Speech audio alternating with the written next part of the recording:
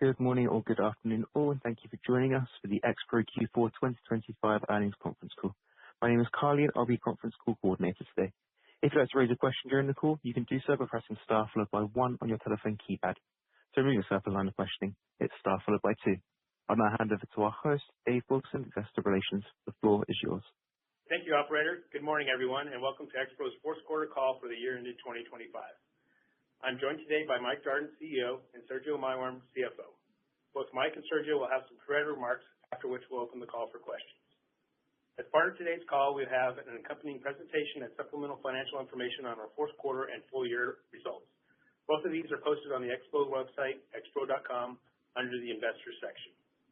Before we begin today's call, I'll remind everyone that some of today's comments may refer to or contain forward-looking statements. Such statements are not guarantees of future performance and are subject to risks and uncertainties that could cause actual results to differ materially from those expressed or implied by such statements. These statements speak only as of today's date, and the company assumes no responsibility to update such forward-looking statements. The company has included in its SEC filing cautionary language identifying important risk factors that could cause actual results to be materially different from those set forth in any forward-looking statements. A more complete discussion of these risks is included in the company's SEC filings, which can be found on the SEC website, sec.gov, or on our website, again, expro.com. Please note that any non-GAAP financial measures discussed during this call are defined and reconciled to the most directly comparable GAAP financial measures in our fourth quarter and full year 2025 earnings release, which was issued this morning and can also be found on our website. With that said, I'd like to turn the call over to Mike. Good morning, everyone, and welcome to Expro's fourth quarter call. I'll begin by reviewing the fourth quarter and full year 2025 financial results from today's press release. Next, I'll cover Expro's strong backlog, the macro environment, and the current outlook for the year ahead, as well as give some input on some guidance. We will conclude with operational highlights for the quarter. Sergio will then provide some further details on our financial performance and address the company's ongoing capital allocation framework. So let's begin on slide number 3. For the year, 2025 marked another year with several successes for the company. We delivered on expanding margins, cost efficiencies, higher free cash flow generation, a strong balance sheet, technology deployments, and not least of all, returning cash to shareholders. The company generated just over $1.6 billion of revenue and $353 million of adjusted EBITDA, representing a 22% margin. This financial performance was within the guidance ranges previously provided. Additionally, it represents the progress we have made in expanding our margins, moving us closer to our longer-term goal of EBITDA margins at 25%. A key metric that registered above the guidance range was adjusted free cash flow, which came in at $127 million for the year, more than doubling the amount generated in 2024. Going forward into 2026, we expect another sequential increase in the amount of free cash flow that the company can generate. For the quarter, the company reported quarterly revenue of $382 million and adjusted EBITDA of $88 million, representing a 23% margin in the quarter. Adjusted free cash flow for the quarter was $28 million, or 7% of revenue. These quarterly and annual financial results reflect the ongoing operational efficiency gains, technological product advancements, and their impact on margins and cash flow, and the continued impact of our globalization strategy. Moving to slide 4, Expro's $2.5 billion backlog reflects a $196 million increase during the fourth quarter. Our current backlog provides robust revenue visibility heading into 2026 and reinforces the strength of our diverse portfolio and operations across our geographic regions. Within our backlog are long-term contracts, which provide a solid base and some stability in our revenue generation. One such recent example was a 4-year, $380 million contract for a customer in North Africa. This achievement represents one of Expro's largest single customer awards, and I'll address this in a little bit more detail in some of my comments later on. Now, as we've mentioned before, this level of backlog is encouraging and supports our strategic planning and visibility on revenue, but it does not represent a guarantee of future outcomes. Rather, we view our backlog as a reasonableness test and health check for our business. one that offers insight into the business going forward. As we look to the year ahead, we consider the evolving market landscape, which continues to shape demand, investment, and opportunity across the sector. Global demand for oil and gas remains resilient, supporting long-term investment, particularly in the international and offshore markets to which Expro is well positioned. We believe the current macro environment will result in a modest recovery in upstream investment, with growth concentrated in international and offshore projects, particularly deepwater developments. This will be supportive of demand for Expro's well construction, well flow management, subsea, and digital solutions. While brownfield optimization and production enhancement requirements from our customers continue to provide prospects for our well intervention, production optimization, and digital offerings. Expro's diverse service portfolio, strong international footprint, technology differentiation, and operational efficiency position us to capture opportunities across our geographic segments. To summarize, Expro maintains a cautiously constructive outlook for 2026 and beyond, allowing us to continue supporting customers throughout the full well life cycle of their assets. Turning to slide 5, we are providing our 2026 financial guidance based upon what we currently see in the global market. For the year, projected revenue for 2026 look to be at similar levels to 2025. And although revenue expectations remain relatively flat this year, Expro remains strongly committed to further expanding EBITDA margins and free cash flow generation. We plan to achieve this with a full year benefiting from our Drive 25 initiative, our increased capital efficiency, and further improving our wallet share with existing customers. To that end, we expect our 2026 CapEx to be similar to that of the 2025 level. Looking more near term and specifically at our first quarter guidance, you will notice that we expect our first quarter results to be impacted by the normal seasonal factors that we experience almost every year in our business. The U.S. activity and revenue levels for the first quarter are projected to decline from fourth quarter due to the winter season in the Northern Hemisphere, where the UK or Norwegian North Sea, as well as the U.S. Gulf activity tends to be lower due to ongoing winter storms and rougher than normal seas, which makes it harder to operate in the offshore environment. Additionally, the seasonal dip is due to some customers' CapEx and operational spend that tend to be lower at the start of their annual budget cycles, which tends to be the case with most of our NOC customers. To be clear, the lower level of projected revenue and margins for the quarter is due to the normal seasonality of our business and not representative of our overall expectations for the year. Overall, based on our activity outlook and our position today, I'm confident in our ability to achieve these 2026 objectives. Before turning to our customer and technology highlights, I want to revisit a few themes that set Expro apart and that we think are important attributes for investors to consider. You see these on slide number 6. Due to our exposure to across the well life cycle, we see opportunities to expand our wallet share with existing customers. We can do this by providing additional or enhanced services to customers, leveraging our installed base to help expand margins, especially with the deployment of new technologies. Another theme central to Expro is our commitment to technology and innovation. While the rate of technology adoption varies greatly among customers, geographic regions, and the different parts of the well life cycle, its importance cannot be overstated. Without technology and innovation, we think it is very difficult to remain competitive or relevant in this industry. We put a lot of emphasis on this, as we know it creates value for both our customers as well as our shareholders. Additionally, our global footprint enables us to leverage technologies internally developed or acquired through M&A in one geographically to then deploy them to another geography where we operate. For example, our acquisition of Coretrax in 2024. That business was primarily in roughly 18 countries at the time of the acquisition, but now we're deploying those technologies that we've acquired across roughly 31 countries. Moving to our customer and technology highlights for the quarter on slide 7. During the fourth quarter, Expro continued to deliver safe and reliable performance to our customers across our global portfolio. We secured several major contract wins, advanced key technology deployments, and demonstrated our commitment to safety for both our employees as well as our customers. While there have been several notable operational achievements and customer successes for the quarter, I will just quickly highlight 4.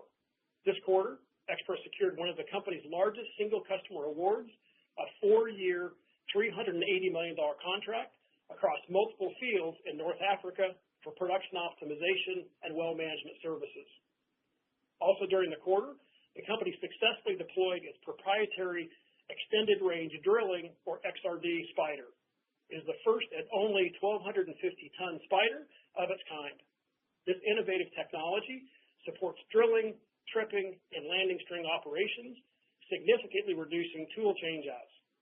Consequently, it saves substantial rig time and minimizes red zone exposure, thereby enhancing both operational efficiency and safety. Expro plans to deploy the XRD spider to more customer operations and expand the fleet in accordance with customer demand. In Australia, Expro successfully supported a major operator in delivering one of the region's largest offshore campaigns, completing multiple subsea wells with 0 QHSE incidents. The campaign involved integrating subsea well testing and sampling capabilities, resulting in over 2,200 man-days of activity, in which we received job performance review scores of 100%.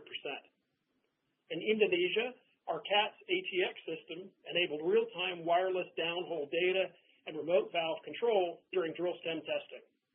This product offering again demonstrates Expro's commitment to innovation and risk reduction in well operations. Before moving on, I would like to address another geography that has been topical as of late, and that is Venezuela. Having lived and worked earlier in my career in Venezuela, I'm intimately aware of the geological, reservoir, and production challenges in the country. These high technology and challenging conditions are where the Expro Solutions approach really shines. While we don't currently see any near-term opportunities in the country, we do believe we are well positioned should opportunities arise in the future. Expro has operated in Venezuela for many years previously, still having a facility and some stranded equipment in the country related to both our tubular running services as well as our well flow management product lines. For now, we will stay engaged with our customers that may have opportunities there to develop, but also realize that this will take time and a significant amount of industry investment in order to mature these opportunities. Before turning over to Sergio, I'd like to remind everyone of Expro's long-term strategic pillars. These that we adhere to drive value for our shareholders, we see on slide number 8. Expro's long-term strategy is to build a large, diversified company with a compelling business and product mix and market leadership positions. We are striving to build a company that is able to generate healthy levels of free cash flow, which will be used to achieve our various capital allocation goals, which Sergio will expand on in his comments later on. One of these strategic pillars is our commitment to continually improving the company's financial profile. The avenues used to achieve this goal are our relentless focus on margin expansion and free cash flow generation, our ability to drive cost efficiencies and reduce capital intensity, and our ability to return cash to shareholders, all backed by a strong balance sheet. Another pillar is our technical leadership and innovation. We continually develop and deploy new technologies into the market across our global footprint. This footprint also enables us to globalize technologies that we have acquired through acquisitions and then implementing those technologies in one geography location to another. Finally, Expro looks to grow through inorganic, scalable acquisitions. We seek opportunities to target international and offshore opportunities that have adjacent product offerings and are accretive to the company's financial position. We have made several successful and accretive acquisitions and have developed a proven blueprint for integrating acquired businesses in an efficient and cost-effective manner. With that, I'll turn the call over to Sergio to review our financial results in detail. Thank you, Mike, and good morning to everyone on the call. As Mike noted, Expro executed well on its financial results for both the quarter and full year. While annual revenue was at the lower end of guidance, the free cash flow generated surpassed expectations and exceeded the high end of guidance. Specifically to Q4, our adjusted EBITDA was $88 million with a margin of 23.1%, up about 30 basis points from last quarter and 10 basis points year over year. For the year 2025, adjusted EBITDA was $353 million with a margin of 22%, up 170 basis points year-over-year. Slide 9 illustrates our annual margin growth for the past few years. We remain confident that we will experience further margin expansion in 2026, driven by a full year impact of our Drive 25 cost efficiency initiative, increased customer wallet share at higher margins, and continued international growth resulting from previous acquisitions like Coretrax. Moving to slide 10. Longer term, EBITDA margin expansion is not the goal in and of itself, but rather a means of increasing free cash flow generation. And in Q4, Expro posted its quarterly free cash flow generation of $28 million on an adjusted basis, bringing full year 2025 free cash flow generated to $127 million, which again was above the high end of the $110 and $120 million guidance, and more than double the amount generated in the prior year. Along those lines, we expect even stronger free cash flow in 2026, both as a percentage of revenue and in absolute terms, as we plan to further reduce the capital intensity of the business, holding 2026 projected CapEx relatively flat. Turning to liquidity, the company closed the quarter with $551 million in total liquidity. That includes $198 million in cash in the balance sheet, after accounting for the voluntary prepayment on the revolving credit facility, which totaled $20 million during the quarter. This voluntary repayment reduced the outstanding drawn balance on the revolving credit facility from $99 million to $79 million as of December 31st, 2025, further enhancing the company's net cash position. Before turning to our segment performance, I do want to reiterate and summarize our financial outlook for 2026, as Mike previously addressed in slide 5. Overall, we're cautiously optimistic with our 2026 outlook, recognizing the seasonal impacts on our projected first quarter results, with noticeable improvement in the subsequent quarters, with a stronger back half leading to a good start for 2027.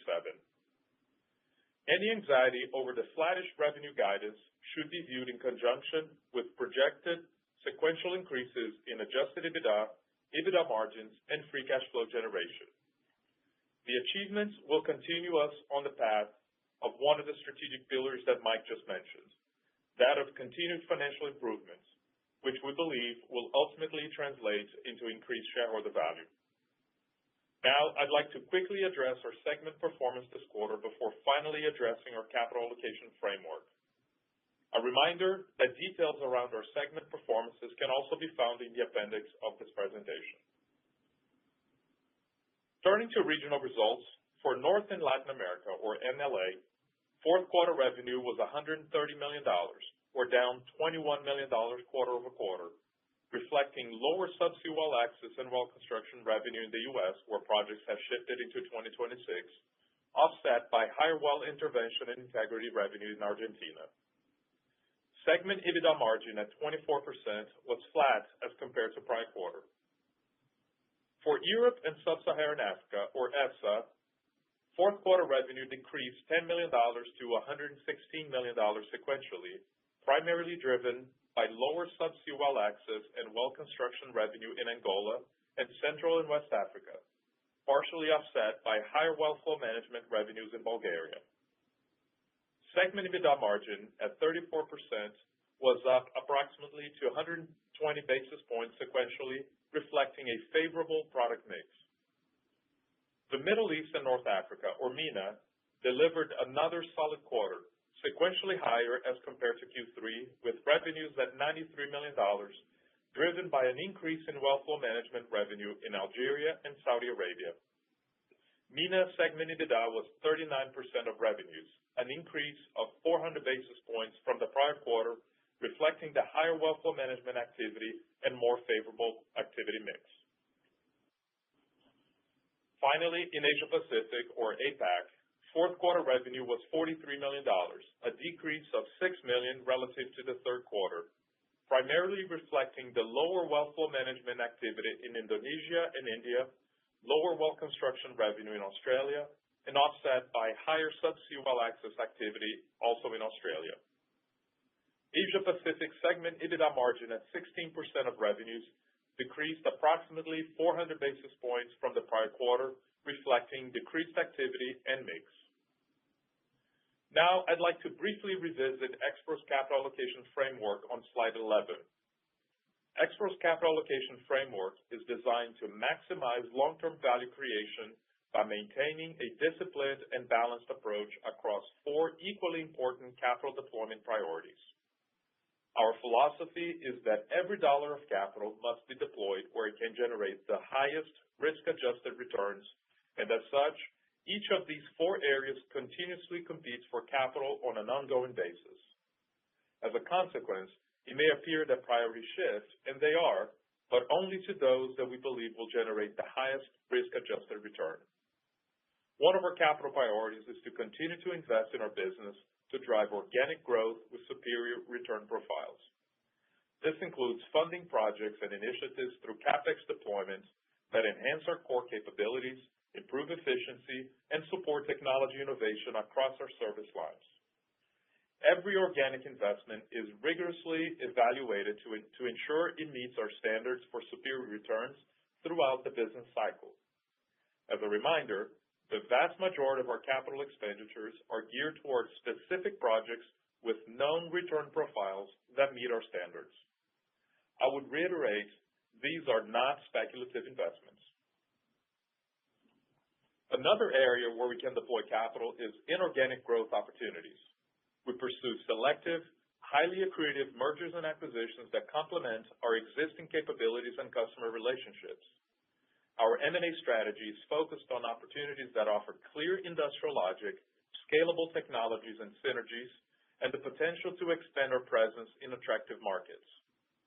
We apply the same disciplined capital allocation criteria to acquisitions as we do to organic investments, ensuring that only the most compelling opportunities receive funding. The company has a successful track record of executing on this strategy. We're also committed to returning capital to shareholders. Our framework targets the return of at least one-third of free cash flow to shareholders annually, primarily through share repurchases. This commitment reflects our confidence in the company's ability to generate sustainable free cash flow and our focus on delivering direct value to our investors, particularly over the long term. During the fourth quarter, we were unable to repurchase as many shares as we intended, causing the total percentage of free cash flow returned to shareholders for the year to come just short of 32%. Finally, maintaining a strong fortress balance sheet ensures that we have the financial flexibility and resilience to act on our other capital allocation priorities. Additionally, preserving a strong balance sheet enables us to navigate market cycles, invest in growth opportunities as they arise, and protect the company's long-term stability. Importantly, these four priorities constitute our capital allocation framework: organic investment, M&A, shareholder returns, and balance sheet strength, and again, are not ranked in a set order of priority. Instead, they're managed dynamically, with each area continuously competing for capital based on the quality of the opportunities available. This disciplined, balanced approach ensures that Expro remains agile, resilient, and focused on maximizing value for all shareholders. And with that, I'll turn the call back to Mike for a few closing comments. Thank you, Sergio. As we conclude our prepared remarks, and before opening for questions, I'd like to conclude with the following comments. I'm excited about what was achieved by Expro's employees in 2025. I'll reiterate, we collectively implemented cost efficiencies as part of our Drive 25 initiative, increased our EBITDA margins, moving closer to our long-term goal, successfully deployed new and innovative technologies, generated a high level of free cash flow, and returned cash to shareholders and improved the company's net cash position. We executed on multiple priorities that Sergio just referred to in our capital allocation framework. Looking ahead, I'm also excited about what the company plans to achieve in 2026, even in a macro environment where we are cautiously optimistic. We acknowledge a somewhat softer start to the year related to the normal seasonal factors that impact both the industry and Expro. But we expect sequential improvements in the latter quarters, especially as we head into 2027 and beyond. We do expect to generate improved EBITDA margins and free cash flow in 2026 and anticipate executing again across our strategic pillars.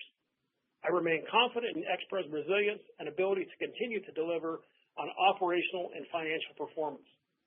Finally, we thank our employees, our customers, and our shareholders for their continued support and look forward to building on our momentum in the quarters and years ahead. With that, we can open up the call for questions.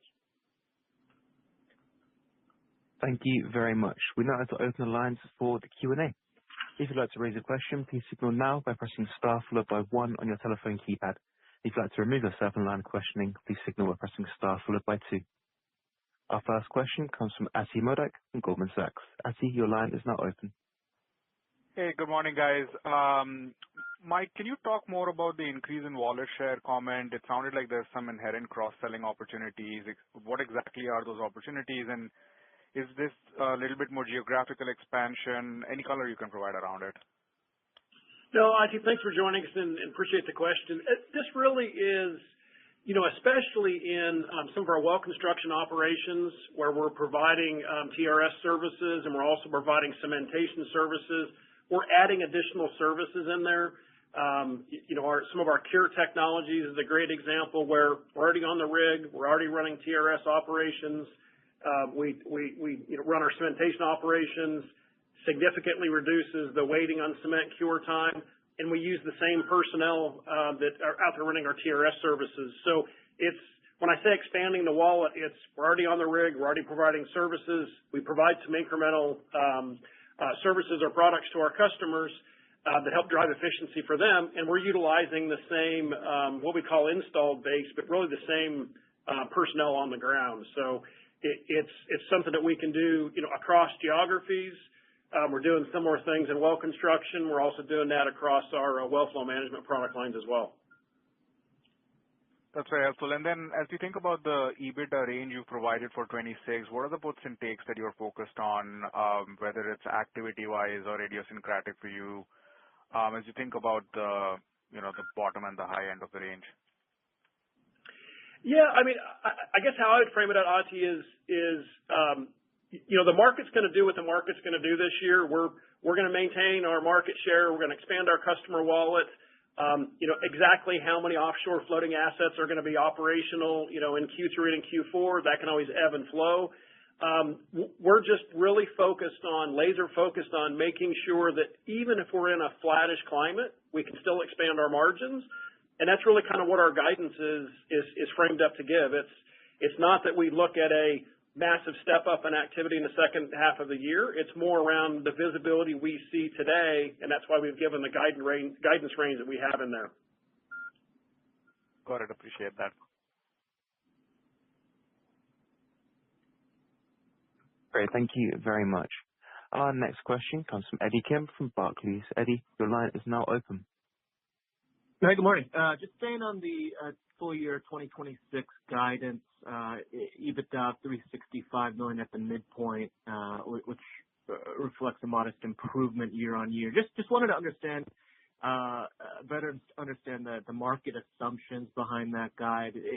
Is the guidance sort of, I guess, valid at Brent in this kind of $60 to $70 range for the year? And could there even be further upside if commodity prices firm up from here? And on the flip side, if market conditions were to deteriorate, is there an oil price at which you expect operators might maybe push back or delay some programs? I know there was a lot in there, but any color that would be sure. No, Eddie, thanks for joining us, and really, really good question. It's one that we talk a lot about internally. I guess how I would try to frame it up for you is, our activity set is really based on what we're seeing with current commodity prices. I still think we've got a range here where even if commodity prices were to be compressed a little bit more, I don't know that, we're so active in offshore deep water projects that have a long investment cycle, and they're, our customers are not going to throttle that down significantly, here in the short term. I do think that, we're cautious on how we're viewing the total activity set this year. I do, quite frankly, think that there could be some potential things are going to ramp up more. We've heard some positive commentary from the drilling guys and those kind of things. It really depends on how does some of that activity translate into turning to the right, so to speak? So I think there could be some upside in the back end of the year. We're not going to rely on that. We're going to get our fair share. We're going to stay focused on technology rollouts and those kind of things. We'll kind of we'll kind of look at that as upside potentially, I guess is how I would frame it up. But we are laser focused on, even if we're in a situation in 2026, and I hope I'm wrong, but even if we're in a situation in 2026 where we're in a flattish revenue climate to even slightly down, meaning the market is flat to slightly down, we're still going to be able to expand our margins modestly, and we're going to expand our cash generation as well. That's what we're really focused on. Got it.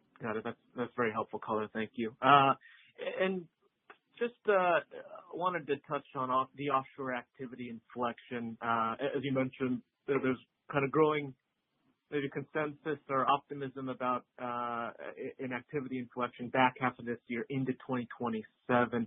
Just from a regional perspective, could you talk about which regions you expect will sort of drive the recovery and which you expect will remain flattish or maybe take longer to ramp up? Sure. No, so I think one of the, and this is something we've been consistent about talking about for a number of quarters, I think the subsea tree outlook has continued to be very positive and very strong and very robust. You look at the order backlog that some of our peers are adding in, that's been quite positive. That's a good leading indicator of what's to come. But those are things, when they add backlog today, they're not, those aren't trees that are going to be installed tomorrow. Those are trees that are going to be installed 9, 12, 18 months down the road. So I think that's been a good set of breadcrumbs that's been laid out there. And that's one of the reasons why, we've been consistent. We think the second half of this year is more robust, especially going into 2027. And I think you're going to see this, the U.S. Gulf is probably going to be flattish here in 2026. I think good potential as we go into 2027 for some expanded investment. South America is going to be strong. West Africa is always the one that it's going to take a little bit more time to ramp up, but that's the one that will really kind of help start to move the needle when that happens. So I think West Africa in particular is why we're going to start to see the 27 and beyond. That's when we're going to start to see more of that real inflection point. And those are bigger projects. Those are multi-rig campaigns. Those are, significant drilling complete operations. Right. Got it. Great. Thanks for all that color. I'll turn it back. Thanks, Eddie. Appreciate it. Thank you very much. As a reminder, if you would like to raise a question, please signal now by pressing star followed by 1 on your telephone keypad. Our next question comes from Colby Sasso from Daniel Energy Partners. Colby, your line is now open. Hi, hello. I just wanted to ask, given the current administration has been favorable to pushing deals through, we've had other meaningful deals announced in the offshore space a few weeks ago. I'm curious, seeing the increased transactions go through, has that changed your strategy at all? Or maybe could you update on the surrounding thoughts, given M&A that you've done and that you haven't done anything in a while? Sure. No, Colby, it's a great question. I think it's yes, the current administration is probably more amenable to M&A and those type things. Quite frankly, the things that we have an appetite in and we have an interest in aren't, they're going to have a global nature, they're going to have a global presence, and we don't have a significant concern around our ability for those to go through antitrust or those kind of things. So for us as a company, the type of things we're interested in and looking at aren't really being influenced heavily by whether the administration is more or less amenable. I think there continues to be, there's still over the last 5-6 years, there still has only been a handful of consolidations of size in the services space, whether that was ours back in 2021 or what Patterson has done. It was nice to see the rig and the Valaris transaction here. I think that's a good move for the industry. I think we'll continue to see those type of things happen, and we are working on those kind of things every day of the week, because it really is about helping us become more relevant to our customers, helping them more solutions and more efficiencies and those type of things. And we're absolutely convinced if we're more relevant to our customers that we're going to become more relevant to our shareholders as well. So it fits in, but it's something we continue to work really, really hard on because we have a great platform. We're offshore, we're international. We have touch points with our customers all the way from exploration through appraisal, through development, through production, all through P&A. So we have a lot of flexibility and latitude on a type of things that would fit into our portfolio and that we could, help drive value with. Thanks for the color. And just another follow-up. One of the themes over the last 2 quarters of larger operator calls has been increased need for exploration offshore. Any thoughts on what you're seeing in the areas geographically that could surprise to the upside over the next couple of years? And how do you see yourself taking advantage of what you're seeing and hearing? No, Kobe, it's a great question. It's a really perceptive question. So kudos for you for picking up on that. Our customers, yes, we're having more and more exploration project discussions. Part of that's because they need to add more and more into their portfolio for future production and future reserves. We provide a lot of services in the exploration activity set. So whether it's well construction or it's well flow management when we start flowing these wells back to evaluate the reservoirs, or it's being able to help provide the connectivity in a subsea application from the rig to the seafloor. So it's a great opportunity for us. We play a lot of those kind of services, and I think as we see more and more of that translate into activity, I think we'll continue to see more exploration opportunities, and that means more exploration revenue and dollars for us. So we've been really over the course of the last, really since 2012, there hasn't been a lot of meaningful exploration activity going on globally. So I'm excited to see that potential. We'll see how much of it translates into 2026. I think more of it we're going to see in 2027. Thank you so much for the color. I'll turn it back. Thanks, Coleman. Thank you very much. Our next question comes from Derek Podhaizer from Piper Sandler. Derek, your line's now open. Hey, good morning, guys. Just want to go back to the conversations around the 2026 guidance. So just going up to the top line revenue here, I know the prior guide was for 26 to be flat to down. Now the new guidance is flat to up. So I was hoping you could help us understand some of the puts and takes there, why your outlook has improved, maybe from a regional standpoint, and then just thinking about how the guidance ties to the implied sequential growth on the top line, second, third, fourth quarter, because it looks pretty meaningful. Yeah, and Derek, thanks for joining. I guess what I would we're more, and I kind of alluded to it in one of the earlier questions, we are laser focused on if the market grows 2% or 5% or 10%, we will absolutely get our fair share of projects. We have a very high bid win rate. We have great customer relationships. So what the market does, we're going to benefit from that as well as anybody else.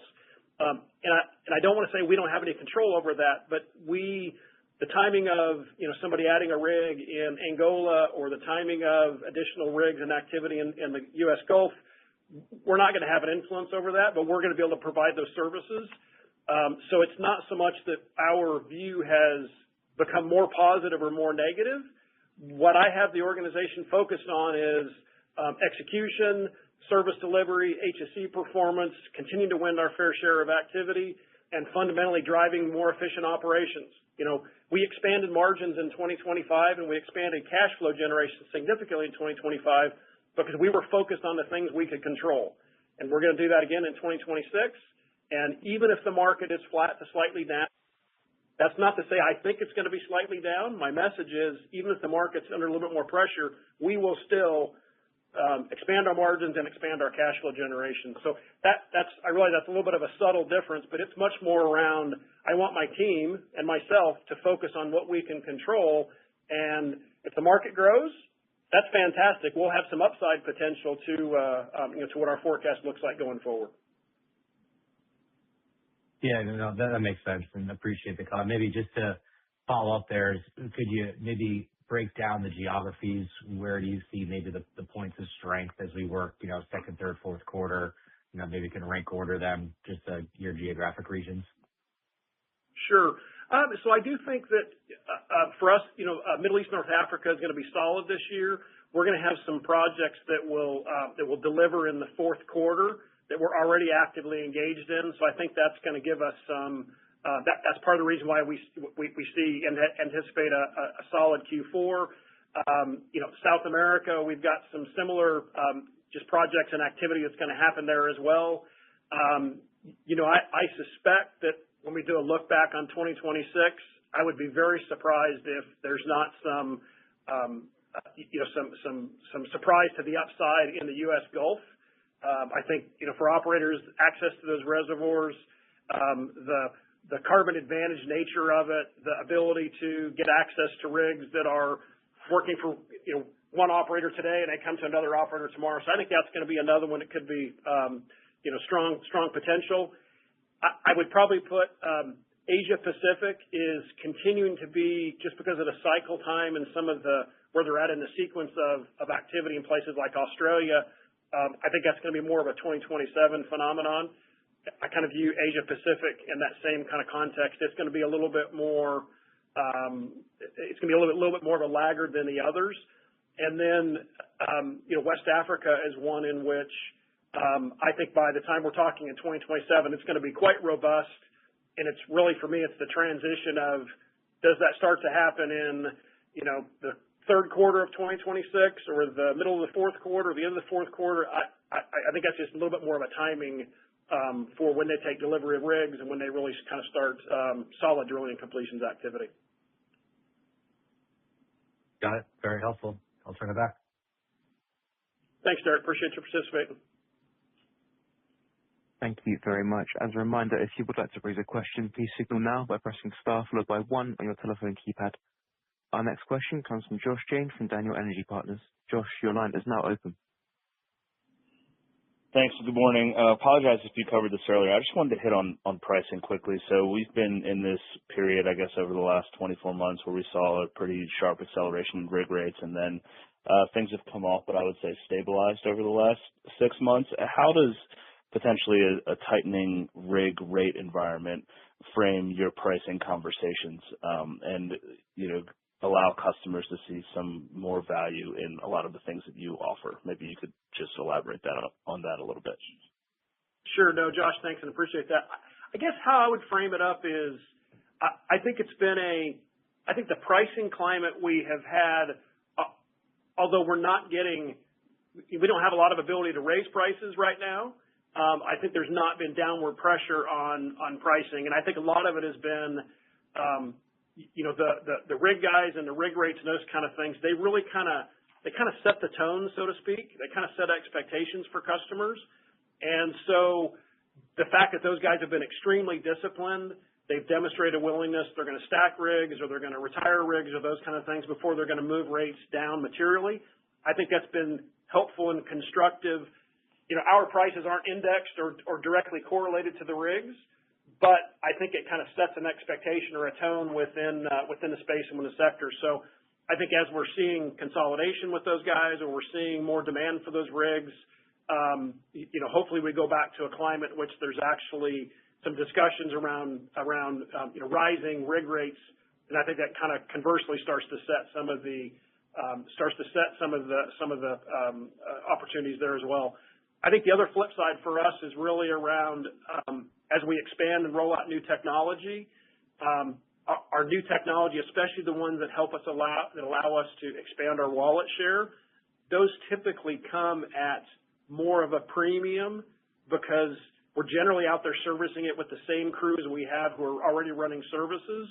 So when you add incremental services, that's what helps us expand the wallet share and also really kind of helps us expand the margins. So at the same time, we're very disciplined on we're going to roll out technology at the right rate. We have pricing expectations. We have value creation expectations.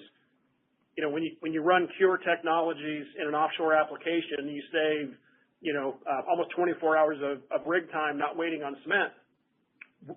We have a value expectation of the time savings, and we're not going to try to increase the technology adoption rate by lowering our prices. We're going to stay disciplined. will take a longer period of time because over the course of the next couple of years, rig rates will rise, things will tighten, and you get an opportunity to price things only once. So we're going to be disciplined about that. Thanks for that. And then just one, if I may, and again, if you covered this already, apologies. Understanding that, offshore Venezuela isn't projected to be, something massive. I'm just curious, as things calm down geopolitically within that country, how does that potentially open up areas like Colombia or Trinidad or Guyana, just given the geographical proximity to those areas? Any thoughts there? Yeah, no, and Josh, thanks for bringing it up. I commented in the prepared remarks earlier that, for myself, having lived and worked in Venezuela, my kids spent a number of years growing up and going to school in Venezuela. I'm really, really excited to see the opportunities that are going to happen in country. It's going to be interesting. It's going to be unique because you're going to have land opportunities. You're going to have shallow water Lake Maracaibo opportunities. You're going to have potentially deep water offshore. There's FPSOs. There's infrastructure that already exists with Guyana and what's going to happen with Suriname. I mean, I think it's tremendously positive. I'm really excited about it, and especially for us as a company because we're really, really good at the high technology component, the things that are difficult producing environments or difficult drilling environments. That's where we really can shine. So I'm super excited about it for us. The question is, when's that going to happen? It's not the question of if there's an opportunity. It's when is it going to materialize? So no, I think it's fantastic. I think it will really provide, a real growth engine for the industry because of the close linkage between Guyana, Suriname, Trinidad, even into French Guyana. I think it's a great opportunity. So I'm super excited about it, as you can probably pick up. Understood. Thanks for taking the questions. I appreciate it. All right. Sounds good. Thanks. Thank you very much. We currently have no further questions, so I'd like to hand back to the management team for any closing remarks. Hey, everybody, thanks for joining us today. This is Dave Wilson. If you have any follow-up calls, please reach out to me. Again, appreciate your participation. Thank you.